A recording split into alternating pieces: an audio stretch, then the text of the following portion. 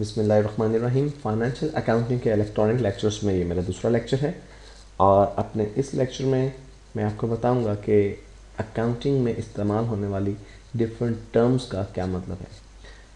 Accounting की definition जो भी हमने प्रीवियस वीडियो में देखी, इसके अलावा एक और डेफिनेशन जो इस्तेमाल होती है अकाउंटिंग को एक्सप्लेन करने के लिए, वो है accounting is the language of business. Accounting को कारोबार की ज़ुबान कहा जाता है। हर ज़ुबान की, हर बोली की कुछ अपने अल्फाज होते हैं, अपनी इस्तिलाहात होती हैं, अपनी टर्म्स होती हैं, जिनका मतलब सिर्फ ज़ुबान बोलने वाले या बोली बोलने वाले ही जानते हैं। अब चूँकि हम अकाउंटिंग को सीखना शुरू कर रहे हैं तो हमारे लिए ज़रूरी है कि हम अकाउंटिंग में इस्तेमाल होने वाली डिफरेंट टर्म्स को अच्छी तरह से समझ लें, ताकि जब क्वेश्चंस को सॉल्व करते हुए हमें उन टर्म्स का सामना करना पड़े तो हमें कन्फ्यूजन क्रिएट ना हो कि किसी टर्म का क्या मतलब है। तो इस वीडियो में मैं चंद एक बहुत ही बेसिक और बहुत ही कॉमन अकाउंटिंग टर्म्स का जो है वो तस्करा करूँगा आपके साथ। तो सबसे पहले हम देखते हैं प्रोप्राइटर की टर्म। प्रोप्राइटर क्या होता है? हर कारोबार का कोई ना कोई मालिक होता है। अकाउंटिंग की लैंग्वेज में प्रोप्राइटर हम उस शख्स को कहते हैं जो किसी कारोबार का ओनर होता है, जो कारोबार में पैसा इन्वेस्ट करता है, टाइम देता है, और प्रॉफिट हो तो प्रॉफिट उसी का होता है, अगर नुकसान हो तो नुकसान का जिम्मेदार भी वो खुद होता है। इन अदर वर्ड्स हम कह सकते हैं कि कारोबार के ओनर को, मालिक को अकाउंटिंग में प्रोप्राइटर के नाम से भी याद किया जाता है। एसेट्स, ये एक बहुत ही ब्रॉड टर्म है और बहुत ही कॉमनली इस्तेमाल होने वाली टर्म है। इसकी अगर एक सिंपल सी डेफिनेशन हम कहना चाहें तो कह सकते हैं कि कोई भी वैल्यूएबल चीज़, कोई भी काबिल कदर चीज़ जो कि कारोबार की मिल्कियत हो और जो कारोबार को बेनिफिट प्रोवाइड करे, वो कारोबार के लिए एसेट है। कारोबार कोई छोटा हो या बड़ा हो, कारोबार ट्रेडिंग हो या मैन्युफैक्चरिंग हो या सर्विसेज हो, हर बिज़नेस के अंदर कुछ अशिया ऐसी होती हैं जो कि उस बिज़नेस के लिए वैल्यूएबल होती हैं और वो उनकी मिल्कियत भी होती हैं बिज़नेस के। इस सूरत में वो तमाम चीज़ें हमारे लिए, उस बिज़नेस के लिए एसेट्स की हैसियत रखती हैं। चंद एक बहुत ही कॉमन इस्तेमाल होने वाले एसेट्स जो हैं, उनमें आपका इक्विपमेंट में कई किस्म के इक्विपमेंट्स आते हैं। कंप्यूटर इक्विपमेंट भी हो सकता है आपका, अगर आप इंजीनियर्स हैं तो आपका शायद ड्राफ्टिंग इक्विपमेंट हो। इसी तरह के इक्विपमेंट कई किस्म के हो सकते हैं, लेकिन इक्विपमेंट जितने भी किस्म के हों, हमारे लिए वो एसेट्स ही होते हैं। इक्विपमेंट के अलावा हमारे लिए फर्नीचर जो हमारे पास बिज़नेस में मौजूद है, अगर वो कारोबार की मिल्कियत है, हमने उन्हें उसे ख़रीदा हुआ है, इस सूरत में वो भी कारोबार के लिए एसेट है।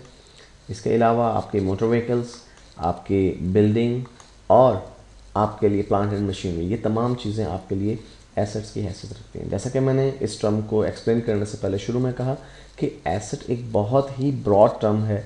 एसेट की कई टाइप्स हैं, कई कैटेगरीज़ हैं, डिफरेंट बेसिस पे इसको डिवाइड किया गया डिफरेंट कैटेगरीज़ में। लेकिन फिल वक्त हम सिर्फ इतना देखेंगे कि एसेट कोई भी वो चीज़ जो कि वैल्यूएबल हो और कारोबार की पोजेशन में हो, मलकियत में हो, तो हम उसे एसेट का दर्जा देते हैं। मिसाल के तौर पे एक ठेले वाला, इवन एक शख्स जो कि ठेले पर अपनी अशिया बेच रहा है, उसके भी कुछ एक एसेट्स हैं। मिसाल के तौर पे सबसे पहले तो वो ठेला जिस पर उसने चीज़ें रखी हुई हैं, वही उसके लिए एसेट की हैसियत रखता है। फिर उसने अपने पास एक तराजू रखा हुआ है जिसकी मदद से वो अशिया को सेल करता है तोल कर। उसने अपने पास जो है वो वेट्स रखे हुए हैं, जिन्हें हम बाट कहते हैं, वो रखे हैं, वो उसके लिए एसेट्स की जो है वो हैसियत रखते हैं। इसी तरह से हर बिज़नेस, चाहे वो छोटा हो, चाहे वो बड़ा बिज़नेस हो, चाहे वो ट्रेडिंग हो, चाहे वो मैन्युफैक्चरिंग हो, चाहे वो सर्विसेज हो, हर बिज़नेस में बिज़नेसमैन के लिए, बिज़नेस के लिए चंद अशिया बहुत इंपॉर्टेंट होती हैं जो कि कारोबार को बेनिफिट प्रोवाइड करती हैं। तो उन चीज़ों को हम एसेट्स कहते हैं। यहाँ पर बयान किए गए एसेट्स के अलावा चंद एक मज़ीद एसेट्स भी हैं। मिसाल के तौर पे कैश एक बहुत जो है वो कॉमन एसेट है। इसके अलावा डेटर्स या अकाउंट रिसीवेबल, डेटर्स या अकाउंट रिसीवेबल भी एक बहुत ही कॉमन टर्म है जो कि अकाउंटिंग में इस्तेमाल होती है। बेसिकली ये टर्म इस्तेमाल होती है उन लोगों के लिए, उन इदारों के लिए जिन्हें हमने उधार पर गुड्स या सर्विसेज सेल आउट की हैं, लेकिन अभी हमने उनसे पैसे रिकवर नहीं किए। हमारे लिए वो लोग इसलिए एसेट की हैसियत इख्तियार कर जाते हैं क्योंकि फ्यूचर में उनसे हमने वो पैसे रिकवर करने होते हैं, जिससे कारोबार को डेफिनेटली बेनिफिट मिलेगा। इसलिए वो लोग या इदारे जिनसे हमने पैसे लेने हैं, जिन्होंने हमसे उधार पर माल ख़रीदा है या हम उधार पर हमसे सर्विसेज ली हैं, वो हमारे लिए डेटर्स या अकाउंट रिसीवेबल कहलाते हैं, जो कि एसेट्स शुमार होते हैं। एसेट्स के बाद जो नेक्स्ट टर्म है वो है लायबिलिटीज़ की। लायबिलिटीज़ से मुराद कारोबार के ज़िम्मे जो भी वाजिबात हैं, जो भी ड्यूज़ हैं जो कारोबार ने आउटसाइडर्स के देने हैं, कारोबार के मालिक के अलावा जितने भी लोगों के कारोबार ने पैसे देने हैं या क्लेम्स हैं जो उनके, उन्हें हम कहते हैं कि वो लायबिलिटीज़ हैं। जाहिर सी बात है, कोई भी कारोबार हो वो क्रेडिट पे आप उसको ज़रूर जो है लेके जाते हैं। आप कह सकते हैं कि एक नेसेसिटी ईवल है कि हम उधार पर हमारा माल फ़रोख्त करना और माल ख़रीदना मजबूरी है। जब हम उधार पर अशिया ख़रीदते हैं या उधार पर ख़िदमात हासिल करते हैं, जब हमने उनकी अदायगी नहीं की होती तो फ्यूचर में हमें चूँकि उनके लिए पेमेंट करना होती है, उनके लिए अदायगी करना होती है, तो अकाउंटिंग में ऐसे इदारों को, ऐसे लोगों को हम लायबिलिटीज़ के नाम से याद करते हैं जिन्हें हमने अदायगी करनी है। इन्हें हम क्रेडिटर्स भी कहते हैं और अकाउंट पेएबल्स भी कहते हैं। लायबिलिटीज़ भी कई किस्म के हैं, लेकिन इनमें भी जो बहुत ही कॉमन इस्तेमाल होने वाली लायबिलिटी है वो है अकाउंट पेएबल, जिसे हम क्रेडिटर के वर्ड से भी याद करते हैं। ये वो लोग होते हैं जिनसे हमने उधार पर अशिया ख़रीदी होती हैं या इनसे उधार पर ख़िदमात हमने हासिल की होती हैं, लेकिन अभी हमने उन्हें पैसे पे नहीं किए होते, फ्यूचर में हमने उन्हें पैसे पे करने होते हैं। तो लायबिलिटी से मुराद वो तमाम लोग हैं जिनके कारोबार ने पैसे अदा करने हैं। रेवेन्यूज़ या इनकम, डेफिनेटली कोई भी कारोबार हो, जैसे कि हमने शुरू में देखा कि वो प्रॉफिट अर्न करने के लिए वजूद में आता है। अब प्रॉफिट उस वक्त तक नहीं कमाया जा सकता जब तक कि आप वो अशिया सेल ना करें या वो खिदमात सेल ना करें जिनको सेल करने के लिए आपने कारोबार स्टार्ट किया। तो जब हम कारोबार में, बिज़नेस में वो अशिया और ख़िदमात सेल करते हैं जिन्हें हम सेल करने ही की नीयत से जो हमने कारोबार शुरू किया था, तो हम कहते हैं कि वो हमारी रेवेन्यू या सेल है। फॉर एग्जांपल, अगर एक शॉपकीपर है जिसकी स्टेशनरी की शॉप है, जब वो किसी कस्टमर को, किसी क्लाइंट को बुक्स बेचता है, कोई स्टेशनरी के आइटम्स बेचता है, तो हम कहते हैं कि वो उसकी रेवेन्यू बन गई या उसकी वो इनकम बन गई है। इसी तरह से एक इंजीनियर या एक चार्टर्ड अकाउंटेंट जब अपनी सर्विसेज सेल आउट करता है तो उसके लिए वो रेवेन्यूज़ या इनकम की हैसियत रखती हैं। एक्सपेंसेस ये क्या हैं? कारोबार को मेंटेन रखने के लिए, कारोबार को चलाने के लिए हमें रेगुलर इंटरवल से कुछ पेमेंट्स करना पड़ती हैं जिनके बगैर कारोबार का चलना तकरीबन नामुमकिन है। अगर आपने एक कारोबार स्टार्ट किया है और आपने वो बिल्डिंग जिसमें कारोबार स्टार्ट किया वो रेंट की है, किराए की है, आपने अपनी परचेज़ नहीं की, तो अल्टीमेटली आपको हर महीने उसका रेंट पे करना पड़ेगा, तो वो रेंट आपके लिए एक्सपेंस है। इसी तरह अगर आपने कुछ मुलाजमीन रखे हैं जिनकी सर्विसेज से आप फ़ायदा उठाते हैं, उन्हें मंथली बेसिस पे आपको उन्हें पे करना पड़ेगा, ये भी एक्सपेंस है। इसी तरह से अपने बिज़नेस को नागहानी आफात से बचाने के लिए आप उसको इंश्योर करवाते हैं, इंश्योरेंस पॉलिसीज़ लेते हैं, तो इंश्योरेंस हमारे कारोबार के लिए ख़र्चा है, एक्सपेंस है।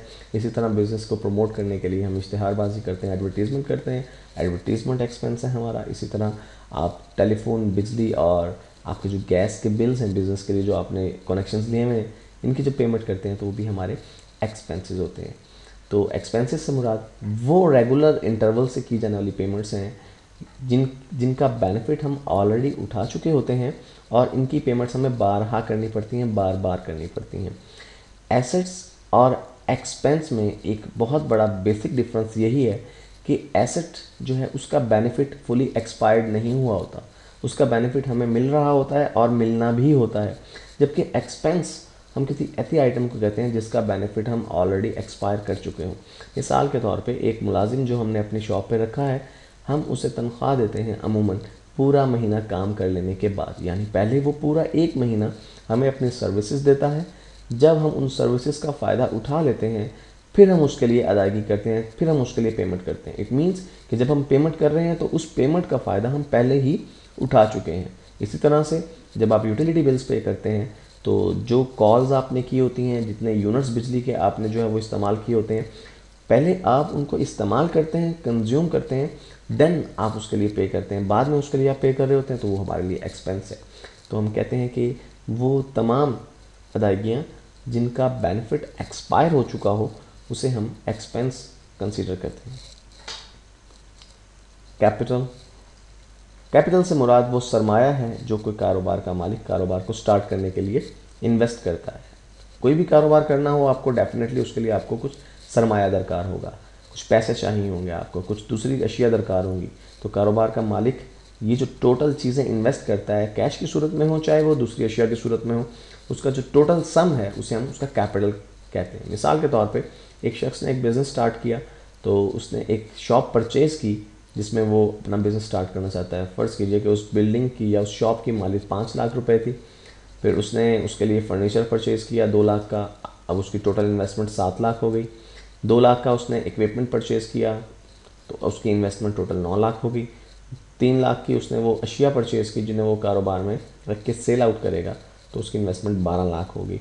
और साथ 1 लाख कैश के तौर पे उसने जो है वो अपने पास रखा कि इससे मैं बिज़नेस के डिफरेंट एक्सपेंसेस को मीट करूँगा, तो उसकी इन्वेस्टमेंट जो है वो 13 लाख रुपए हो चुकी है। इट मीन्स कि उसका जो टोटल कैपिटल है उस वक्त जो कारोबार शुरू करने के लिए उसने टोटल इन्वेस्टमेंट की है वो 13 लाख है, तो 13 लाख रुपए उसका कैपिटल है। कैपिटल के अगेंस्ट या कह लीजिए कि कैपिटल के उलट एक टर्म है विड्रॉल्स या ड्राइंग्स की, जिसे ओनर्स विड्रॉल्स भी कहते हैं, कि समटाइम बिजनेस का ओनर कारोबार में से, कारोबार के पैसों में से, कारोबार की अशिया में से अशिया या नकद रकम अपने घरेलू या अपने पर्सनल यूज़ के लिए जब लेकर जाता है तो हम उसे विड्रॉल्स या ड्राइंग्स का नाम देते हैं। मिसाल के तौर पे जाहिर सी बात है कि कारोबार का मालिक भी एक इंसान है और उसने अपने पर्सनल एक्सपेंसेस भी मीट करने हैं और उसने अपने फैमिली के एक्सपेंसेस को भी मीट करना है। तो उन एक्सपेंसेस को मीट करने के लिए डेफिनेटली उसका अगर कोई और सोर्स ऑफ इनकम नहीं है तो वो कारोबार से होने वाली आमदन को ही इस्तेमाल करेगा। तो जब कारोबार में होने वाली आमदन को वो अपने घरेलू या पर्सनल यूज़ के लिए इस्तेमाल कर रहा है, यूटिलाइज़ कर रहा है, तो हम कहते हैं कि वो ड्राइंग्स कर रहा है, विड्रॉल्स कर रहा है। ये ड्राइंग्स या विड्रॉल्स जो है कैपिटल का एग्जैक्ट उलट है। जब कारोबार का मालिक इन्वेस्टमेंट करता है हम कहते हैं कि उसने कैपिटल इन्वेस्ट किया, जब वो पैसे निकलवाता है अपने ज़ाती इस्तेमाल के लिए तो हम कहते हैं कि उसने ड्राइंग्स की हैं या विड्रॉल्स की हैं। Cash versus accrual accounting system. Accounting में ट्रांजैक्शन को रिकॉर्ड करने के हवाले से दो कॉन्सेप्ट्स पाए जाते हैं। दो तरीक़ों से हम अकाउंटिंग रिकॉर्ड को मेंटेन कर सकते हैं। एक सिस्टम है कैश अकाउंटिंग सिस्टम और दूसरा है accrual accounting system. Cash accounting system एक ऐसा अकाउंटिंग सिस्टम है जिसमें ट्रांजैक्शंस सिर्फ उसी वक्त रिकॉर्ड की जाती हैं जब हमने कैश दिया हो या जब हमने कैश लिया हो। जब तक कैश की इन्वॉल्वमेंट ना हो ट्रांजैक्शन को रिकॉर्ड नहीं किया जाता इस सिस्टम के अंदर, उसे हम कैश अकाउंटिंग सिस्टम कहते हैं। यहाँ पर मैं बताता चलूँ कि हमारे बीकॉम के सिलेबस में हम एक्रूअल अकाउंटिंग सिस्टम को थॉरली पढ़ेंगे, जो कि दूसरा सिस्टम है। कैश अकाउंटिंग सिस्टम से हमारा कंसर्न ना होने के बराबर है। दूसरा सिस्टम जो कि एक्रूअल अकाउंटिंग सिस्टम है और ज़्यादा वाइडली एक्सेप्टेबल है, ये ऐसा सिस्टम है जिसमें ट्रांजैक्शंस को उसी वक्त दर्ज कर लिया जाता है जब वो वकूअ पज़ीर होती हैं, जब वो अकर होती हैं और कैश की रिसीविंग का या कैश की पेमेंट का इंतज़ार नहीं किया जाता। ट्रांजैक्शन हो गई तो उसे रिकॉर्ड कर लिया जाता है, चाहे उसमें कैश लिया है या नहीं लिया, चाहे कैश दिया है या नहीं दिया। मिसाल के तौर पे एक शख्स फॉर एग्ज़ाम्पल जो कि लॉयर है, उसने अपने क्लाइंट के साथ मुआहिदा किया कि मैं आपका केस लड़ूंगा और मैं आपसे पर हियरिंग एक पेशी के बदले में आपसे 5,000 रुपये वसूल करूंगा। अब जब उस वकील ने, उस लॉयर ने एक पेशी भुगता दी तो उसने 5,000 रुपये अर्न कर लिए, कमा लिए, वो उसकी इनकम बन गई, वो उसकी रेवेन्यू बन गई, चाहे उस क्लाइंट ने उस पेशी के लिए उसे वो पैसे पे किए हैं या नहीं पे किए। अगर फ़र्ज़ कीजिए कि वो लॉयर अगर ना अकाउंटिंग रिकॉर्ड जो रखता है वो कैश अकाउंटिंग सिस्टम के तहत रखता है तो वो इस ट्रांजैक्शन को दर्ज नहीं करेगा क्योंकि कैश अभी रिसीव नहीं हुआ। लेकिन अगर वो एक्रूअल अकाउंटिंग सिस्टम के तहत चलता है तो वो इस ट्रांजैक्शन को फौरी तौर पर दर्ज कर लेगा क्योंकि ट्रांजैक्शन हो चुकी है, उसने सर्विसेज डिलीवर कर दी हैं, पैसे ड्यू हो चुके हैं कस्टमर की तरफ। इसी चीज़ को हम एक दूसरे सिनेरियो से देखते हैं कि फ़र्ज़ कीजिए कि एक शॉपकीपर ने अपने होलसेलर से या किसी फैक्ट्री ओनर से उधार पर जब माल परचेज़ किया, गुड्स परचेज़ की, वो परचेज़ करके ले आया, चीज़ें ट्रांसफ़र हो चुकी हैं उसको, लेकिन उसने अभी तक उसका कैश जो है वो पे नहीं किया, तो इस ट्रांजैक्शन को भी वो दर्ज करेगा क्योंकि ये एक्रूअल अकाउंटिंग सिस्टम है। और जैसा मैंने पहले कहा कि एक्रूअल अकाउंटिंग सिस्टम ऐसा सिस्टम है जिसमें ट्रांजैक्शंस को उसी वक्त रिकॉर्ड कर लिया जाता है जब वो अकर होती हैं, जब वो वकूअ पज़ीर होती हैं और कैश की रिसीविंग और कैश की पेमेंट का वेट नहीं किया जाता।